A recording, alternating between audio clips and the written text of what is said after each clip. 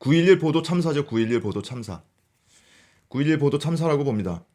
이 기자들이 이 사람을 피의자의 반론을 듣듯이, 그리고 또는 본인들이 발굴해서 취재하고 있는 비리 혐의자의, 비리 의혹 당사자의 반론을 듣듯이 그런 식으로 인터뷰를 하고 그런 식으로 보도를 했어요.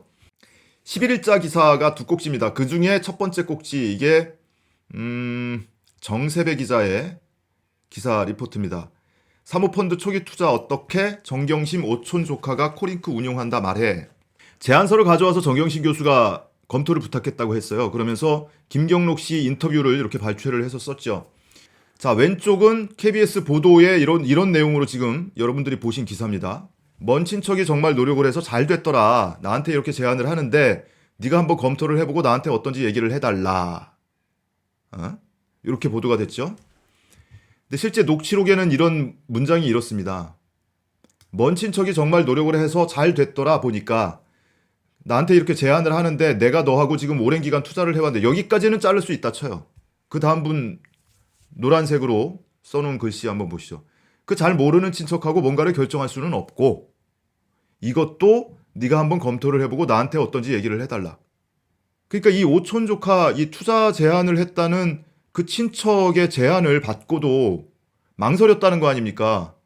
믿음이 안 가서, 믿을 수가 없어서. 그러니까 이 제안서를 당신이 보고 자기가 한번 검토를, 이게 크로스 체크잖아요, 말하자면. 기자들이 말하는 크로스 체크. 그 분야 전문가한테 검토를 의뢰한 거 아닙니까? 근데 이 부분을 싹 뺐어요. 아니, 여기까지는 빼도 돼요. 여기까지는 100번 양보를 해서 내가 너하고 지금 오랜 기간 투자를 해왔는데, 아니 뭐 그거 관계는 이미 알고 있는 관계니까, 이 문장은 빼면 안 되는 거 아닌가요? 그 잘 모르는 친척하고 뭔가를 결정할 수는 없고. 정경심 교수가 펀드 운용에 관여를 하기 위해서 관여를 하고 있고, 그리고 제안서를 직접 들고 와서 여기에 투자하라고, 검토하라고 이렇게 얘기를 했다고 지금 보도를 하고 있잖아요. 근데 인터뷰 내용은 전혀 지금 다른 각도의 인터뷰 아닙니까? 이 정도면. 코링크가 처음부터 조 장관 일가만을 위해 만들어졌을 가능성도 언급했습니다. 김경록 씨 인터뷰에 어디 그런 가능성이 있습니까? 여기에? 지들이 그렇게 생각하고 있는 거잖아요. 지들이 그렇게 얘기를 하고 싶은 거잖아요. 자, 넘어가죠. 할 얘기가 많아요. 이 기사가 얼마나 엉망이냐면, 오촌 조카가 펀드 운용에 직접 개입했고 정 교수가 이를 알고도 돈을 맡겼다면 투자자의 펀드 운용 개입을 금지한 자본시장법 위반이 될 수 있다. 투자자와 펀드 운용자는 구분돼야 하는 겁니다. 그래서 자본시장법에는 투자자가 펀드 운용을 직접 할 수 없도록 해놨어요. 만에 하나 그런 경우가 있다 하더라도 투자자는 처벌을 받지 않습니다. 운용자가 처벌을 받는 거예요. 자, 그 전에 오촌 조카가 펀드 운용에 직접 개입했고, 그리고 정 교수가 이를 알고도 돈을 맡겼다면, 오촌 조카가 펀드 운용 개입하고 있는 거 알고 맡긴 거잖아요. 근데 그게 왜 누가 법을 위반한 겁니까, 여기서? 어느 단계에서 누가 법을 위반한 거예요, 자본시장법을? 내 조카가 펀드 운용에 개입하고 있어. 근데 내 조카를 통해서 그 펀드에 내가 투자를 했어. 근데 내가 법을 위반한 거예요? 자본시장법 몇 조 몇 항 위반인데 없어요. 자, 바로 이어지는 기사 하나 더 보시죠. 이건 이제 한우리 기자가 쓴 기사입니다. 모른다던 투자처 정경심이 먼저 WFM 투자가치 문의. 이게 11일자 그 정세배 기자하고 이어진 리포트 두 꼭지 단독 기사예요. 모른다던 투자처. 근데 이틀 전에 기사입니다. 투자처 모른다던 조국. 정경심 자문료 받고 회의에도 참석해. 정경심이 경영에도 관여했다 이거예요. 투자한 회사의 경영에도 관여했다. 전형직 직원들에 따르면 마치 경영지시 하듯이 와가지고 뭐 그랬다. 그런 증언을 검찰이 확보했다더라. 검찰 발로. 이 기사를 썼던 기자예요. 제목이 어떻습니까, 여러분? 요거는 김경록 씨 인터뷰 기사고, 요거는 검찰 발로 쓴 기사예요. 자기 기사를 보강하는 기사를 쓴 겁니다. 모른다던 투자처, 모르긴 뭘 몰라, 다 알고 있었으면서 이 얘기를 하는 거죠. 그렇지만 조국 장관이 배우자 정 교수로부터 이 같은 투자 계획을 전달받았다면 공직자윤리법 위반 가능성이 있습니다. 정말 화나요, 저 이 문장이. 전달받았다면 법 위반 가능성이 있다. 한유 기자 매일 저 차 타고 다니던데 술도 좋아하던데 어제 퇴근할 때 차 가지고 들어왔잖아. 그 전에 술을 마셨다면 도로교통법 위반입니다. 라면 보도에 라면 보도. 뭐뭐 했다면 가정을 전제로 어떻게 이랬으면 법 위반이야 이렇게 기사를 쓸 수 있죠? 이 기사뿐만 아니라 앞선 기사도 마찬가지예요. 이거 좀 전에 본 기사. 정 교수가 이를 알고도 돈을 맡겼다면 자본시장법 위반이 될 수 있습니다. KBS는 이렇게 교육시킵니까? 라면으로 기사 쓰라고? 자, 전달받았다면 오케이. 공직자윤리법 위반 가능성이 있습니다. 공직자윤리법 위반 가능성. 만약에 이게 공직자윤리법 위반을 했다면 처벌 조항이 있습니까? 처벌 조항 자체가 없어요. 조국 장관이 배우자 정 교수로부터 이 같은 투자 계획을 전달받았다면 이거는 지금 김경록 씨 인터뷰를 바탕으로 쓴 기사예요, 여러분. 잊지 마시고. 김경록 씨 인터뷰에 녹취록에 이런 부분이 나옵니다. 조국 교수님은 단 한 차례 투자나 금융이나 주식에 대해서 말씀하신 적이 없었습니다. 잘 모르시더라고요. 제가 보니까 아무것도 모르시더라고요.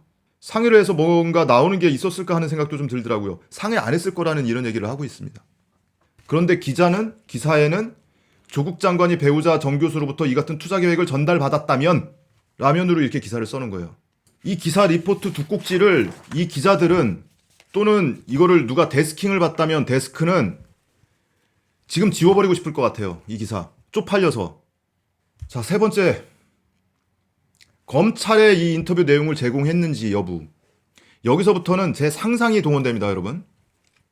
검찰이 어디에 초점을 맞춰서 수사를 하고 있는지 그 당시 법조팀은 검찰 입술 모양 보고 해독을 하는 시점이잖아요.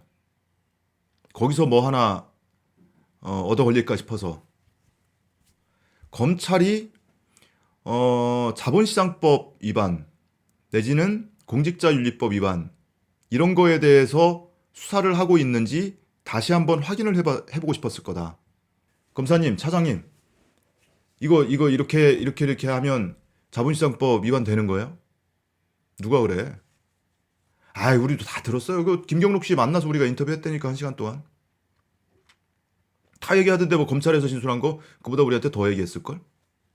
아는 체 하는 거죠. 그리고 검찰이 그럽니다. 아이, 우리 다 살펴보는 거예요. 자본시장법도 있고 뭐 이것도 있고 저것도 있고 다 보지 어디 선거 놓고 하는 거 아니니까. 그 한마디에 검찰이 확인해 줬어. 오케이. 우린 가자. 검찰이라는 공신력, 절대 공신력을 앞에 세워놓고 그 뒤에 숨어서 기사 쓰는 거예요. 자, 검찰 입장에서는 검찰청에 출입하는 기자들이 뭐 수십 수백이 있어요. 그 중에는 뭐 메이저도 있고 마이너도 있고 뭐 거기 좀 껴보고 싶었는데 못 끼는 기사들도 있고 이럴 겁니다. 어찌 됐든 그건 대체로 이제 메이저 위주로 상대를 하겠죠. 그 중에 뭐 기자단 간사가 있을 거고. 그러면 자기가 어떤 내용을 흘리고 싶어, 여론전을 좀 하고 싶어. 그러면 A라는 기자가 마음에 들어. 얘가 우리 입맛에 써줄 것 같아. 그러면 A라는 기자한테 툭 흘리죠. 그러면 A 기자가 다음날 막 단독 다뤄가지고 막 써. 그럼 다른 사람들은 아이씨 뭐 처장님 뭐 왜 우리한테는 너무하는 거 아니에요? 왜 쟤한테만 주고 우리한테는 안 주냐? 목을 매는 거예요. 그러면 이제 요리하기 쉬워지지 그 다음부터. 자, 요거 이제 하나 있는데 이건 누구한테 줄까? 요번에는 B한테 한번 줘보자. B한테 줬는데 B는 세상에 우리가 얘기한 거는 20m까지 갔다고 얘기를 했는데 한 50m까지 간 것처럼 막 기사를 막 썼어. 심지어 지가 막 보강을 해. 저놈 혐의가 지금 유력해 보인다고 막 보강을 해줘. 우리는 얘기한 적 없어 그렇게까지. 제가 그렇게 쓴 거야. 제가 가서 인터뷰했네. 검찰 빠져나갈 구멍이 생기죠. 그리고 이제 그 다음에 또 C한테도 줘. 근데 C는 이 새끼가 지가 뭐 잘났다고 우리가 줬으면 그대로나 쓸 것이지 뭘 그거를 딴 데 가가지고 물어보고 뒤집어 쓰고 있네 기사를. 나쁜 놈의 새끼. 상대 안 하죠.